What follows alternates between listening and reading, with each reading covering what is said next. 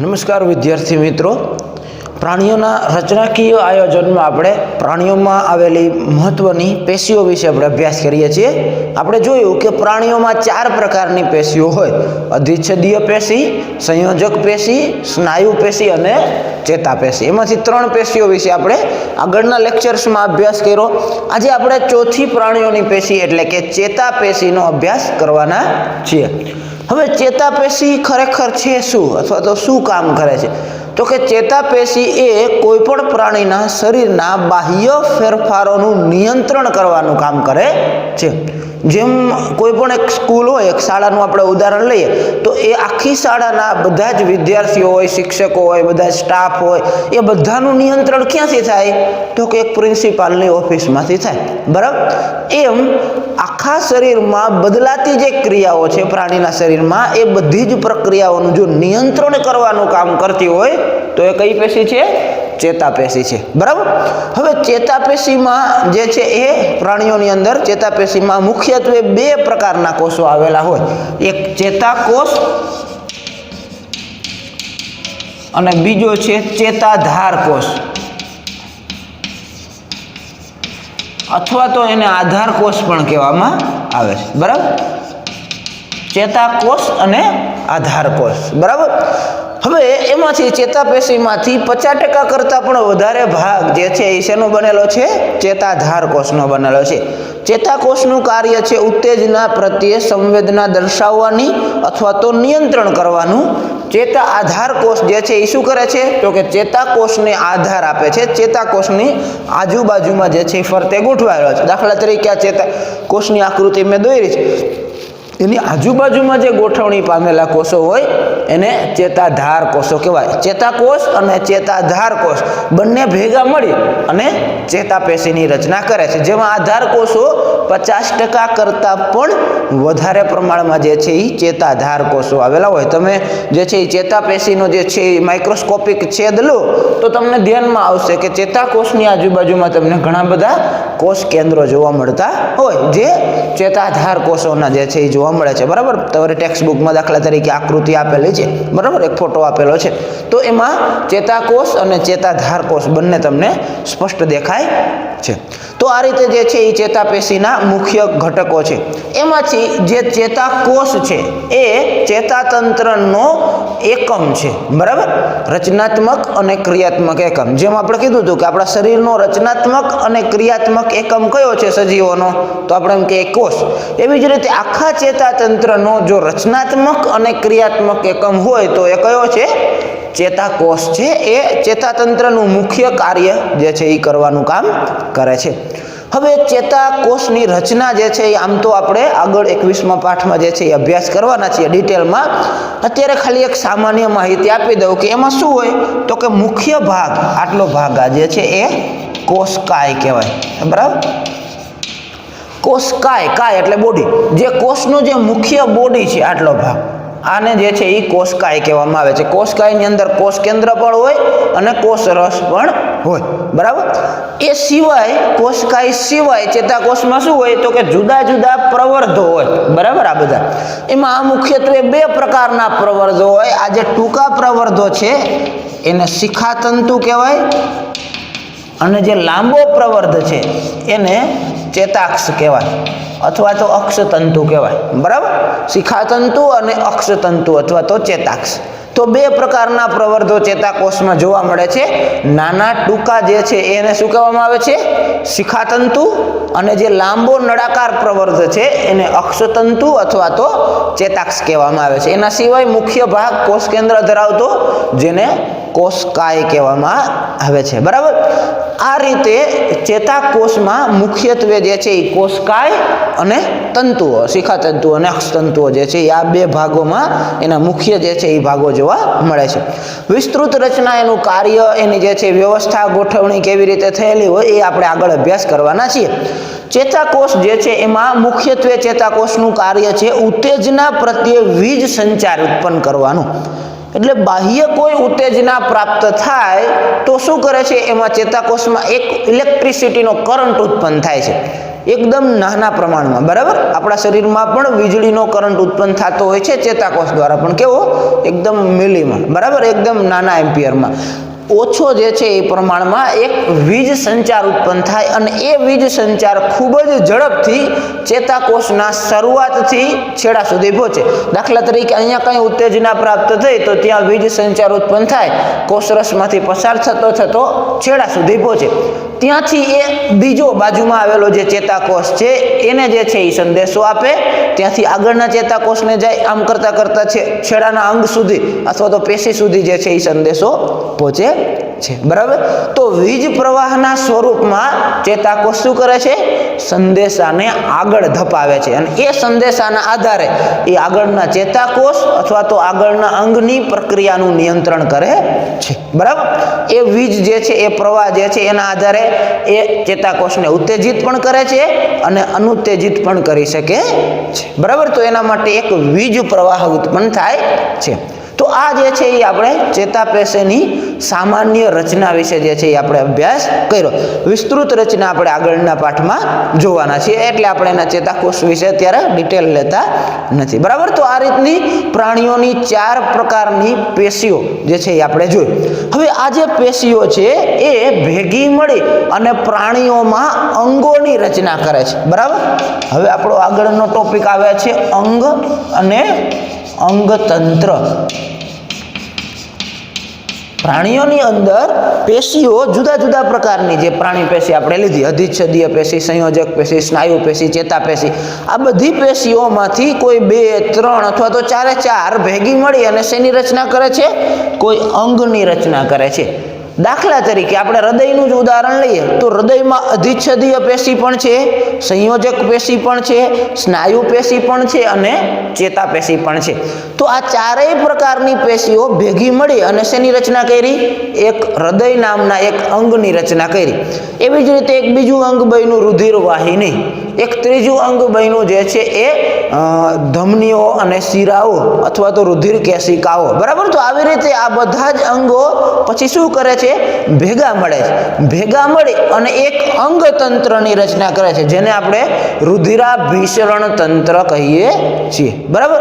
એવું જ ઉદાહરણ લઈએ, દાખલા તરીકે આપણું જઠર છે તો એમાં પણ 4 પેશીઓ જોવા મળે છે એની દિવાલમાં, બરાબર. તો આ 4 પેશીઓ ભેગી મળી અને એક જઠરની રચના કરે, એવી જ રીતે આંતરડાની રચના કરે, એવી જ રીતે મોટા આંતરડાની રચના કરે, એવી જ રીતે અન્નનળીની રચના કરે. પછી આ બધા જ અંગો ભેગા મળી અને શું કરે છે? કોઈ એક અંગતંત્રની રચના કરે છે, જેને આપણે શું નામ આપીએ છીએ? પાચન તંત્ર, બરાબર. તો આ રીતે પ્રાણીઓની અંદર જુદા જુદા પેશીઓ ભેગી મળી અને અંગોની રચના કરે, અંગો ભેગા મળી અને શેની રચના કરે છે? અંગતંત્રોની રચના કરે છે, કે જેના દ્વારા પ્રાણીના શરીરની બધી જ પ્રક્રિયાઓનું નિયમન થાય છે. અંગતંત્રો એ પ્રાણીના દેહની, પ્રાણીનું જે શરીર છે એની જુદી જુદી પ્રક્રિયાઓને કોલોબરેશનથી એક સાથે સંયોજનાત્મક રીતે જે છે એનું સંકલન કરે છે, કે જેથી એક બાજુ જે છે એ આપણું શ્વસન તંત્ર પણ કામ કરતું હોય, એક બાજુ પાચન તંત્ર પણ કામ કરતું હોય, એક બાજુ જે છે ઉત્સર્જન તંત્ર પણ એની રીતે કાર્ય કરતું હોય. તો આ બધા તંત્રો પોતપોતાની રીતે કાર્ય કરી અને આખા શરીરનું, બોડીનું મેન્ટેનન્સ કરવાનું, સંયોજન કરવાનું જે છે એ કાર્ય કરે છે. એટલે પ્રાણીઓમાં આ એક વિશિષ્ટ પ્રકારના અંગતંત્રોની જે વ્યવસ્થા આવેલી છે કે જે પ્રાણીના શરીરને બેઝિક આયોજનમાં મદદરૂપ થાય છે. હવે આપણે આ પાઠમાં જુદા જુદા પ્રાણીઓના અંગો અને અંગતંત્રોનો બાહ્યાકાર રચનાની દ્રષ્ટિએ અને અંતસ્થ રચનાની દ્રષ્ટિએ બંને રીતે અભ્યાસ કરવાનો છે. બાહ્યાકાર રચનામાં તો આપણે જોયું એમ કે એનો બાહ્ય દેખાવ કેવો છે, એના જે છે એ પગ કેવા હોય, એની ગરદન કેવી હોય, એનું જે છે એ ભાગ કેવા હોય, એ બધી બાહ્ય દેખાવની રચનાનો જોઈશું, એ પણ જોઈશું. અને સાથે સાથે આપણે એની અંદરની રચના, એના અંતસ્થ અંગો કેવા છે અને અંગતંત્રો કેવા છે, એના વિશે પણ આપણે જોઈશું. હવે આપણે અભ્યાસ કરવાનો છે તો કેવી રીતે અભ્યાસ કરવાનો છે? તો કે આપણે જે છે એ ઉત્ક્રાંતિના હિસાબથી અભ્યાસ કરવાનો છે. આપણે ચોથા પાઠની અંદર પ્રાણીઓના વર્ગીકરણમાં જોયું કે अपृष्ठवंशी प्राणीओ उद्विकासनी दृष्टिए शरूआतमां आवेला छे, पछी धीमे धीमे विकास थता थता पृष्ठवंशी प्राणीओ आव्या। सौथी पहेला सछिद्र आव्या, पछी कोष्ठांतरी आव्या, पछी कंकतधरा आव्या। आम करता करता करता जे छे ए छेल्ले मेरुदंडी प्राणीओ सुधी आपणे पहोंच्या छीए, पृष्ठवंशी सुधी पहोंच्या छीए। तो आपणे एमांथी संयोजनक स्वरूपे एमांथी जे छे आपणे बधाय प्राणीओनो अभ्यास करी शकवाना नथी। तो आपणे अलग अलग समुदायोमांथी एक एक प्राणीओनो जे छे ए बाह्याकार रचना अने अंतस्थ विद्यानो अभ्यास करशुं एटले आपणे जे छे एना विषे आपणे विस्तृत माहिती मळशे। तो आपणे एक अपृष्ठवंशी प्राणी स्वरूपे आपणे अळसियानी संरचना जोईशुं अने पृष्ठवंशी प्राणी अथवा तो मेरुदंडी प्राणीओना विषे जे छे आपणे देडकानी संरचना जोईशुं।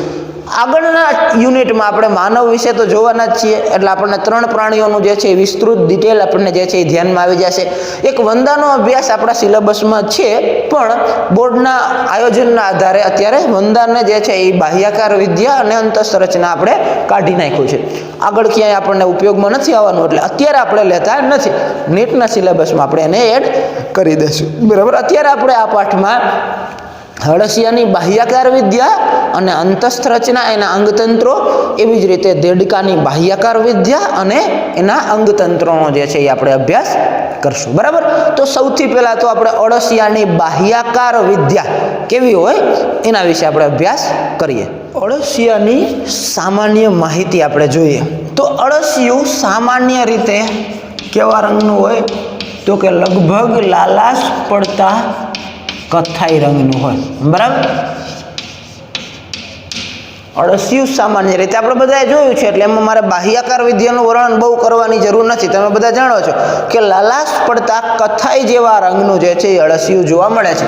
અળસિયું સામાન્ય રીતે સ્થળચર પ્રાણી છે, બરાબર। સ્થળચર એટલે સામાન્ય રીતે જમીનમાં વસવાટ કરતું પ્રાણી છે, બહુ ઓછા પાણીમાં જે છે એ વસવાટ કરે છે। સ્થળચર પ્રાણી જે છે એ જોવા મળે છે। બીજું, અળસિયું જમીનના ઉપરના સ્તરમાં જે છે એ વસવાટ કરતું હોય છે, બરાબર। જમીનમાં ઊંડે જે છે એ બહુ જતું નથી, પણ ઉપરનો જે આવરણ હોય ભીની માટી ખાસ કરીને જ્યાં હોય ત્યાં અળસિયું જે છે એ વસવાટ કરતું જોવા મળે છે। અળસિયું જે છે એ પોતે અપૃષ્ઠવંશી અથવા તો અમેરુદંડી પ્રાણી છે, બરાબર। કેવું પ્રાણી છે? અપૃષ્ઠવંશી છે અથવા તો અમેરુદંડી। આપણે જે છે બે ભાગ પાડ્યા હતા પ્રાણીઓના મેરુદંડના આધારે। જે મેરુદંડ ધરાવતા હોય એવા પ્રાણીઓને આપણે મેરુદંડી પ્રાણીઓ કહીએ, અને જે મેરુદંડ નથી ધરાવતા એવા પ્રાણીઓને અમેરુદંડી કહીએ। દાખલા તરીકે સછિદ્ર સમુદાયથી લઈ અને સામી મેરુદંડી સમુદાય સુધીના બધા જ સમુદાયના પ્રાણીઓ કેવા છે? અમેરુદંડી અથવા તો અપૃષ્ઠવંશી પ્રાણીઓ છે। તો અળસિયું શેમાં આવે છે તો કે અળસિયું કયા સમુદાયમાં આવે છે? નુપુરક સમુદાયનું પ્રાણી છે, બરાબર। એટલા માટે એને આપણે અપૃષ્ઠવંશી અથવા તો અમેરુદંડી પ્રાણી કહીએ છીએ। બીજું અળસિયાની વિશેષતા આપણે બધા ત્યાં ભણી જ ગયા છીએ, સમખંડીય ખંડતા ધરાવે છે, બરાબર। એના દેહની અંદર, એના બોડીની અંદર આપણે જોઈએ તો જુદા જુદા 100 થી 120 જેટલા ખંડો આવેલા હોય સરખા પ્રમાણમાં, એટલે એને સમખંડીય ખંડતા ધરાવતું પ્રાણી કહીએ છીએ, બરાબર। તો અળસિયાની એક વિશેષતા છે કે અળસિયું સમખંડીય ખંડતા ધરાવતું નુપુરક સમુદાયનું અપૃષ્ઠવંશી અમેરુદંડી સ્થળચર લાલાશ પડતા કથ્થાઈ રંગનું જે છે એ પ્રાણી જોવા મળે છે, બરાબર। આ અળસિયાની જે છે એ સામાન્ય માહિતી છે। હવે અળસિયું દિવસ દરમિયાન સામાન્ય રીતે જમીનના અંદર દર બનાવીને વસવાટ કરે છે, અને એ દર પણ પોતે પોતાના જે મુખ દ્વાર છે એનાથી માટી કોતરી અને જે છે એના દ્વારા જ બનાવે છે, એટલે કે એ માટીને કોતરવાનું પણ કામ કરે છે અને ભક્ષણ તરીકે પણ માટી જે છે એ ખાય છે।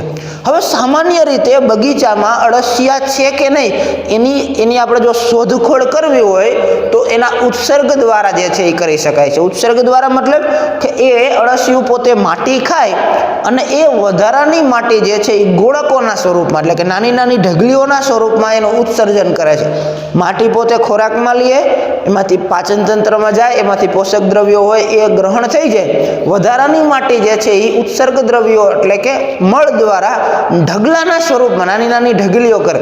એટલે તમારે અળસિયું શોધવું હોય તો બગીચામાં તમે જુઓ 6માં નાની નાની જો ઢગલીઓ જોવા મળે તો તમે કહો કે અહીંયા અળસિયા હોવા જોઈએ। આ પ્રક્રિયાને વર્મી કાસ્ટિંગ કહેવામાં આવે છે। બરાબર. વર્મી કાસ્ટિંગ એટલે કે વર્મની ઓળખ કેવી રીતે કરવાની? તો કે એના ઉત્સર્ગ દ્વારા કરવાની. નાની નાની ઢગલીઓ દ્વારા જે છે એ આપણે એને ઓળખાવી શકીએ કે અહીંયા અળસિયા હોવા જોઈએ. બરાબર. શું કામ? તો કે અળસિયું માટીને ખાય, માટીને જે છે એ વધારાની માટીનું ઢગલીના સ્વરૂપમાં ઉત્સર્જન કરે. એ ઢગલીઓ દ્વારા આપણે અળસિયાની શોધખોળ કરી શકીએ છીએ. આ પદ્ધતિને વર્મી કાસ્ટિંગ તરીકે ઓળખવામાં આવે છે. બરાબર. વર્મી કાસ્ટિંગ એટલે કે ઢગલીઓ દ્વારા, માટીની નાની નાની ઢગલીઓ દ્વારા અળસિયાની જે છે એ ઓળખ કરવી. હવે અળસિયાની ઘણી બધી જાતિઓ જે છે એ જોવા મળે છે, પ્રજાતિઓ જોવા મળે છે, પણ ભારતમાં જોવા મળતી મહત્વની 2 પ્રજાતિ છે. એક છે ફેરિટીમા અને એક છે લુમ્બ્રિકસ. એમાં જે ભારતમાં સૌથી વધારે જોવા મળે છે એ છે ફેરિટીમા પોસ્થુમા. બરાબર. આપણા દેશમાં જોવા મળતી સૌથી વધુ પ્રજાતિ છે અળસિયાની ફેરિટીમા પોસ્થુમા. ફેરિટીમા અને લુમ્બ્રિકસ પણ ભારતના ઘણા બધા ભાગોમાં જોવા મળે છે, પણ આપણે બધાએ જે જોઈ છે એ મોટે ભાગે ફેરિટીમા પોસ્થુમા જાતિ જે છે એ અળસિયાની આપણે જોઈ છે, આપણા જે છે એ વધારે પ્રમાણમાં જોવા મળે છે. તો આ 2 જાતિઓ જે છે એ અળસિયાની જે છે એ ભારતમાં વધારે પ્રમાણમાં પ્રાપ્ય જે છે એ પ્રાપ્તિ સ્થાન જે છે એ જોવા મળે છે. બરાબર. તો આ અળસિયાની સામાન્ય માહિતી આપણે જોઈ. હવે આવતા લેક્ચરમાં આપણે સૌથી પહેલા તો અળસિયાની બાહ્યાકાર વિદ્યા, બાહ્ય દેખાવ કેવો હોય એના વિશે આપણે અભ્યાસ કરશું. પછી આપણે એના અંતસ્થ રચનાના જુદા જુદા તંત્રોનો અભ્યાસ કરશું. બરાબર.